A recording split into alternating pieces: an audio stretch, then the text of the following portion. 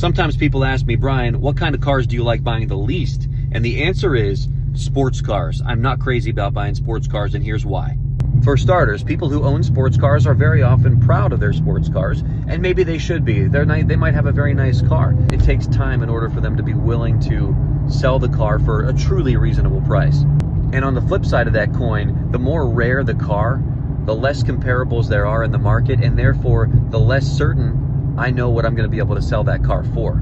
So I need to be a little bit more on the conservative side. And when you put those two things together, it's difficult to make a deal happen. Furthermore, if the car is going to retail over 25K, it makes it harder for me to move it. Now, my market might be different than yours. 25K might not seem like a lot of money to you, but in my market, if it's over 25K, I have less cash buyers available. I have more people who want to finance, and the people who want to finance are generally going to be tougher to get approved for credit, or they're going to have a tougher time being willing to come up with a down payment that they're going to need to get into the car. And on top of that, many of the people who inquire about these cars really don't want to buy the car. They just want to joyride in the car.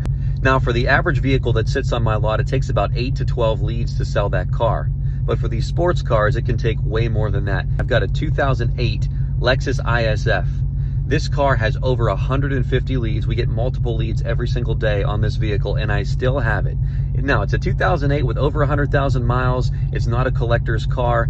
It doesn't book very strong for lending purposes, so someone would need a huge down payment to buy it, or I'd need a good cash buyer. This is a $27,000 car.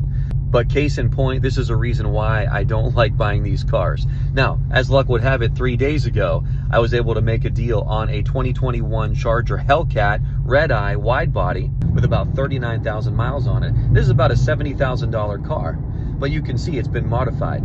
I'm pretty sure when it rolled off the factory line, it didn't have this, or this, or this, and probably not the straight pipe that's underneath it as well. So I've got some decisions to make with this particular car. Do I replace it back to factory? Do I leave it like it is? North Carolina, I'm in South Carolina. You can get away with a straight pipe down here, but in North Carolina you can't because they have emissions inspections, and so do most other states. So do I put OEM cats on it? Do I leave it like it is? Do I repair some of the things and leave some of the other things? So it's difficult to know exactly what to do with these cars, on top of the fact that they're harder to sell and they're harder to buy. That's why I don't care for buying sports cars. Now, that being said, I will still buy your sports car if all the conditions are right. I'd love to know in the comments, what do you think?